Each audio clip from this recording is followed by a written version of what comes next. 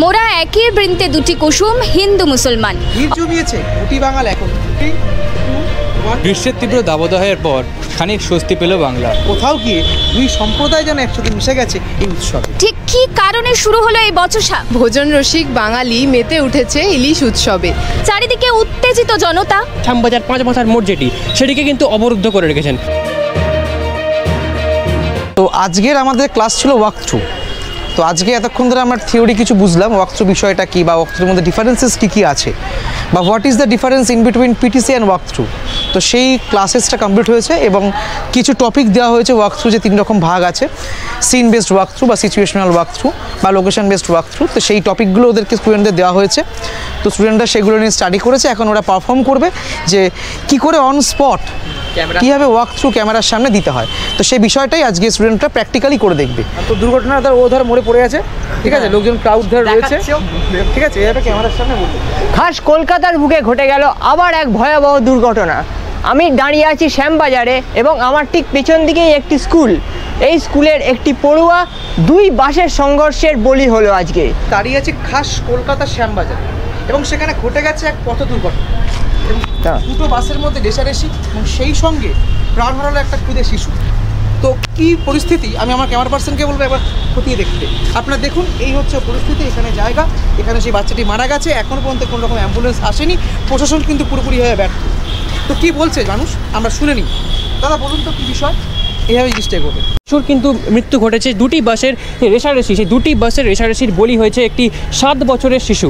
এই মুহূর্তে শিশুটিকে কিন্তু সরিয়ে নিয়ে যাওয়া হলেও জনতা কিন্তু পুরোপুরি বেজায় ক্ষিপ্ত এবং জনতা কিন্তু গোটা 5 মাথার মোড় একেবারে অবরুদ্ধ হয়ে আছে। আমি আমার ক্যামেরা পার্সনকে দেখাতে বলবো গোটা ছবিটা, যে যেটা জানা যাচ্ছে দুপুর ঠিক 3টের সময় যখন ওই শিশুটি তার মায়ের সঙ্গে স্কুল থেকে বাড়ি ফিরছিল, সেই স্কুল থেকে বাড়ি ফেরার সময় কিন্তু 2টি বাসের হঠাৎই রেষারেষির জেরে একটি যে সরাসরি স্কুটিটির পিছনে ধাক্কা মারে এবং তারপরে কিন্তু শিশুটি ঘটনাস্থলেই মারা যায়। এখানকার সাধারণ মানুষের যেটি অভিযোগ, এরকম ঘটনা কিন্তু মাঝে মাঝেই ঘটতে থাকে, কিন্তু পুলিশ প্রশাসন কিন্তু সেরকম কোনো ব্যবস্থা নেয় না।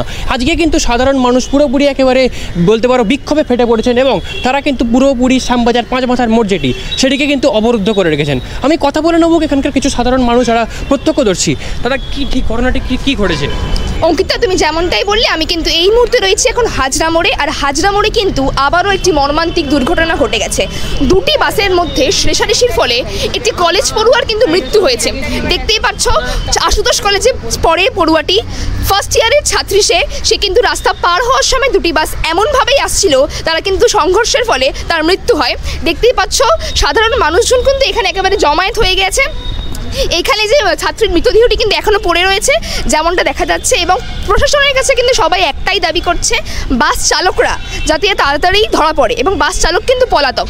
স্থানীয় সূত্র মারফত আমরা জানতে পারলাম যে 45B 2টি বাস রেষারেষির মাধ্যমে কিন্তু এই দুর্ঘটনা ঘটেছে।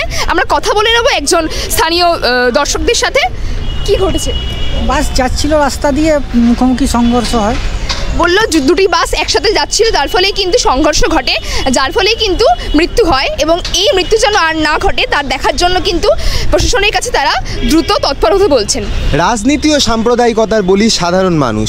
কাজী নজরুল ইসলামের লেখা মোরা একই বৃন্তে 2টি কুসুম ও হিন্দু মুসলিম ভাই ভাই আজ যেন খাতার পাতায় সীমাবদ্ধ থাকলো। জামালপুরের মসজিদের পাশে জগদ্ধাত্রী পুজোর ভাসান নিয়ে যে গোষ্ঠীদ্বন্দ্বের ঘটনা, সেটাই কিন্তু স্পষ্ট হয়ে উঠল। চলল অগন্তি হিন্দু বাড়ি ও ভেঙে দেওয়া হলো মাদ্রাসাও। যার ফলে এটা কি কোনো রাজনৈতিক ফায়দা নাকি প্রশাসনিক ব্যর্থতা, তা কিন্তু এখনও প্রমাণিত হয়নি। সাম্প্রদায়িকতার রাজনীতির অভিযোগ উঠছে পশ্চিমবঙ্গের বুকে। কোথাও যেন ধাক্কা খাচ্ছে আমরা একটি বৃন্তে 2টি কুসুম।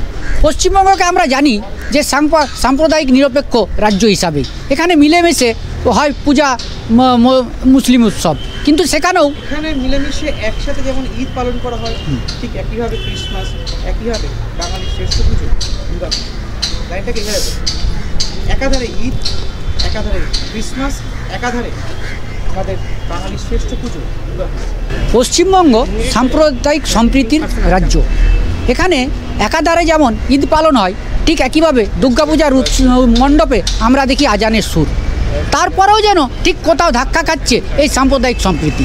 তা আরেকবার চোখে আঙুল দিয়ে দেখিয়ে দিল মুর্শিদাবাদের বেলডাঙ্গার পরিস্থিতি। এই মুর্শিদাবাদের বেলডাঙ্গাতে কার্তিক পূজার বিসর্জনকে কেন্দ্র করে হয় একটি গোষ্ঠী সংঘর্ষ। সেই গোষ্ঠী সংঘর্ষে জড়িয়ে পড়ে দুটি সম্প্রদায়। মসজিদের সামনে কেন বিসর্জনের যাবে সেটা নিয়ে ওঠে ঝামেলা সূত্রপাত।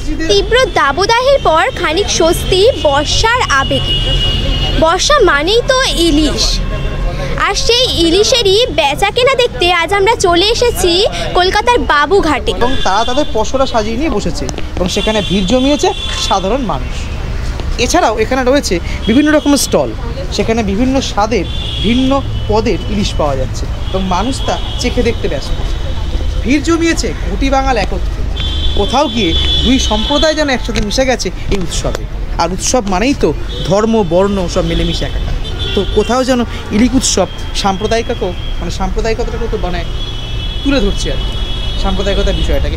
এবার টানটা ঘুরিয়ে দে না, একটা সোশ্যাল মেসেজও দিয়ে দে। এই মুহূর্তে আমি আছি খাস কলকাতার বুকে ধর্মতলায়। এই মুহূর্তে আমি দাঁড়িয়ে আছি খাস কলকাতা প্রাণকেন্দ্র শ্যামবাজার। এখানে ঘটে গেছে এক ভয়াবহ দুর্ঘটনা। দুটো বাসের মধ্যে রেষারেষি, প্রাণ হারিয়েছে খুদে পড়ুয়া। টেম্পোটা কোথায়? টেম্পারমেন্ট নেই, পুরো ঝিমলে দাঁড়িয়ে আছি খাস কলকাতা শ্যামবাজার। কি হচ্ছে? টেম্পোটা কোথায়? এনার্জি কোথায়? ভয়েস কোথায়? লাউডনেস কোথায়? 3, 2, 1 স্টার্ট। এই মুহূর্তে আমরা দাঁড়িয়ে আছি জামালপুরে মসজিদের ঠিক পাশে, যেখানে চলছিল জগদ্ধাত্রী পুজোর বিসর্জন। আর সেই বিসর্জনকে কেন্দ্র করে সেই বিসর্জন সংক্রান্ত বিষয় নিয়ে শুরু হয়ে গেল বচসা। আর এই বচসা এমন পর্যায়ে পৌঁছালো যা নিয়ে শেষমেশ পরিণত হলো তা গোষ্ঠীদ্বন্দ্বে। চারিদিকে উত্তেজিত জনতা। ইতিমধ্যেই মাদ্রাসা ভেঙে ফেলা হয়েছে, চারিদিকে ছড়িয়ে ছিটিয়ে রয়েছে চেয়ার টেবিল। আমরা একজন প্রতিনিধির সঙ্গে কথা বলে নেব। আচ্ছা, ঠিক কি কারণে এই বচসা শুরু হলো? প্রশাসন কি একদম ঠিক সময় মতন তৎপরতার সঙ্গে কাজ করেছে? আমরা এতক্ষণ একজনের প্রতিক্রিয়া শুনছিলাম যে চারিদিকের পরিস্থিতি কিন্তু অত্যন্ত ভয়ঙ্কর, বেসামাল জনতা। আর ওনার কথার থেকেই এটা স্পষ্ট যে প্রশাসন যদি ঠিক সময় তৎপরতার সঙ্গে কাজ করতো তাহলে হয়তো পরিস্থিতি অনেকটাই সামাল দেওয়া যেত। আজ 3 দিন ধরে কিন্তু মাদ্রাসা আপাতত বন্ধ রয়েছে এবং 7 দিনের জন্য ইন্টারনেট পরিষেবাও বন্ধ করা হয়েছে। প্রশাসনিক ব্যর্থতা নাকি সাম্প্রদায়িক দাঙ্গা? কিসের জন্য ঘটলো এমন ঘটনা? ক্যামেরায় বিশাল পালের সঙ্গে শিল্পার রিপোর্ট, নিউজ 18 বাংলা, কলকাতা।